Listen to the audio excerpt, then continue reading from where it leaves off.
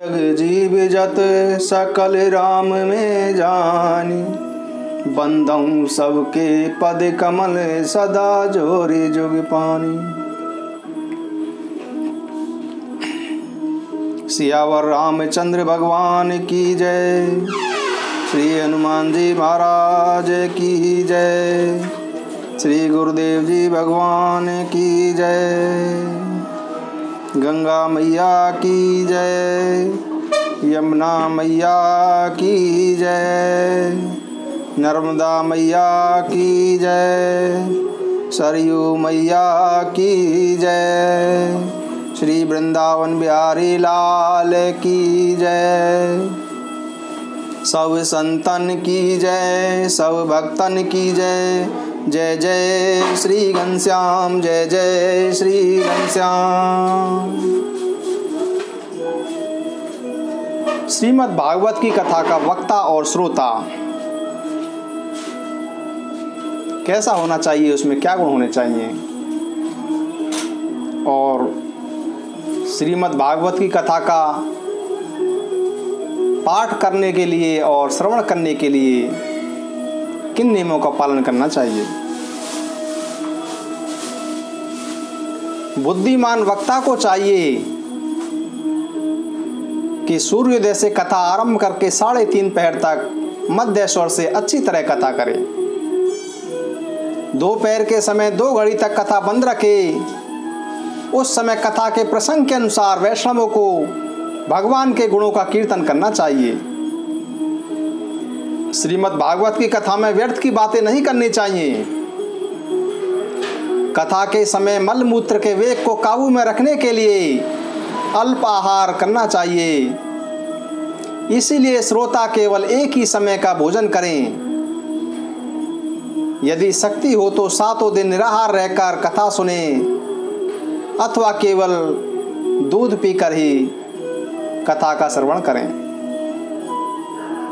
फलाहार या एक समय ही भोजन करें, जिससे जैसा नियम हो सके, जैसा जिससे सद सके, उसी के अनुसार कथा श्रवण के लिए उस नियम को ग्रहण करें। मैं तो उपवास की उपेक्षा भोजन करना अच्छा समझता हूँ, क्योंकि यदि वह कथा श्रवण में सहायक हो। यदि उपवास से श्रवण में बाधा पहुँचती है, परेशानी होती है, तो वह उपवास भी किसी काम का नहीं है। सनकादिक जी नारद जी से कहते हैं कि नियम से सप्ताह सुनने वाले पुरुष को नियम क्या करने चाहिए वह सुनिए। विष्णु भक्त की दीक्षा से रहित पुरुष कथा श्रवण का अधिकारी नहीं है। जो पुरुष नियम से कथा सुने, उसे ब्रह्मचर्य से रहना, भूमि पर सोना और नित्य प्रति कथा समाप्त होने पर पत्तल में भोजन करना चाहिए। दाल, मधु, तेल, गरिष्ठ अन्न, भाव दूषित पदार्थ और बासी अन्न, इनका उसे सर्वदा ही त्याग करना चाहिए।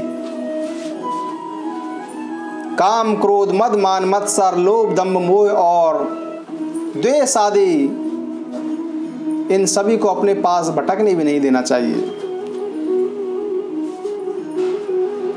वह वेद, वैष्णव, ब्राह्मण, गुरु, गौसेवक तथा स्त्री, राजा और महापुरुषों की निंदा से भी बचना चाहिए। नियम से कथा सुनने वाले पुरुष को रजस्वला स्त्री, मलेक्ष पतित, गायत्रीहीन, ध्वज, ब्राह्मणों से द्वेष करने वाले तथा वेद को न मानने वाले पुरुषों से बात नहीं करनी चाहिए। सर्वदा ही सत्य, सोच, दया, मौन, सरलता, विनय और उदारता का बर्ताव करना चाहिए। धनहीन, क्षय रोगी, किसी अन्य रोग से पीड़ित, भाग्यहीन, पापी, पुत्रहीन और मुमुक्षु को भी यह कथा श्रवण करनी चाहिए।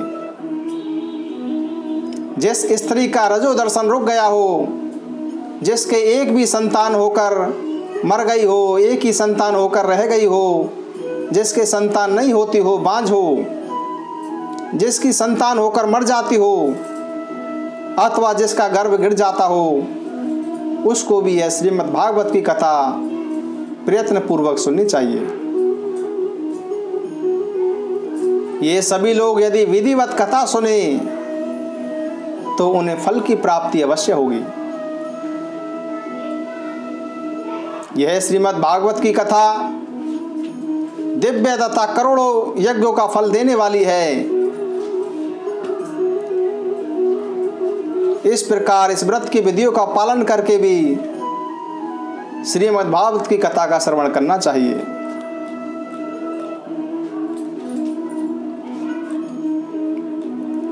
श्री कृष्ण गोविंद हरे मुरारी, हे नाथ नारायण वासुदेवा, पितु माते स्वामी सखा हमारे, हे नाथ नारायण वासुदेवा। श्री कृष्ण गोविंद हरे मुरारी, हे नाथ नारायण वासुदेवा। जय श्री कृष्णा, जय जय श्री कृष्णा।